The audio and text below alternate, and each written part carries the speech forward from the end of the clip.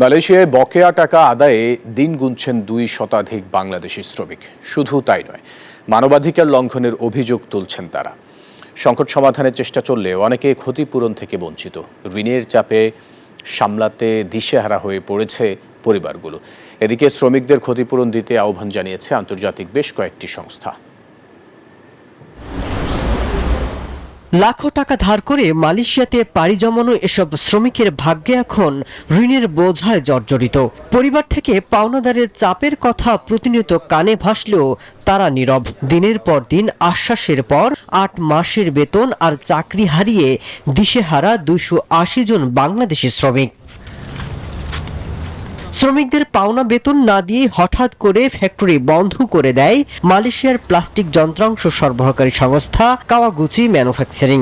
কারখানা বন্ধ করে জোর করে শ্রমিকদের পাঠানো হয় পামুয়েল বাগানে।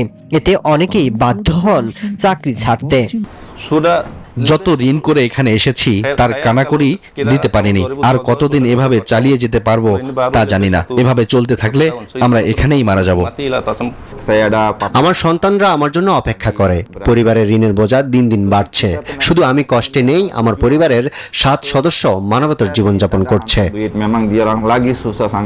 বেকার হয়ে দিশাহারা এসব শ্রমিক বাধ্য হয়ে পথে নেমেছে। তাদের দাবি, দেশটির শ্রম ট্রাইব্যুনাল অর্থ পরিশোধের নির্দেশ দিলেও সামান্য অর্থ ছাড়া কিছুই পায়নি তারা। কোম্পানিগুলোর পক্ষ থেকে অভিযোগ মীমাংসার চেষ্টা চললেও এখনো অনেক শ্রমিক ক্ষতিপূরণ থেকে বঞ্চিত। শ্রমিকদের সহায়তায় নিযুক্ত ব্রিটিশ মানবাধিকার কর্মী বলছেন, এসব শ্রমিক এখন নানা সংকটে ভুগছেন, যা মানবাধিকার লঙ্ঘনের মতো অপরাধ।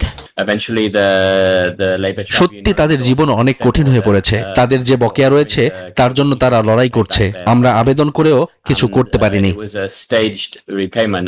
এদিকে আন্তর্জাতিক শ্রম সংস্থা বাংলাদেশ অফিসের মতে, বাংলাদেশ থেকে মালয়েশিয়ায় নিয়োগ এবং অভিবাসনের খরচ বিশ্বের সবচেয়ে ব্যয়বহুল দেশগুলোর মধ্যে একটি। বিশ্লেষকরা বলছেন, দ্রুত এমন সংকট সমাধান না হলে দেশটি থেকে মুখ ফিরিয়ে নিতে পারে বিদেশি শ্রমিকরা। মাসুদ রানা, নিউজ 24।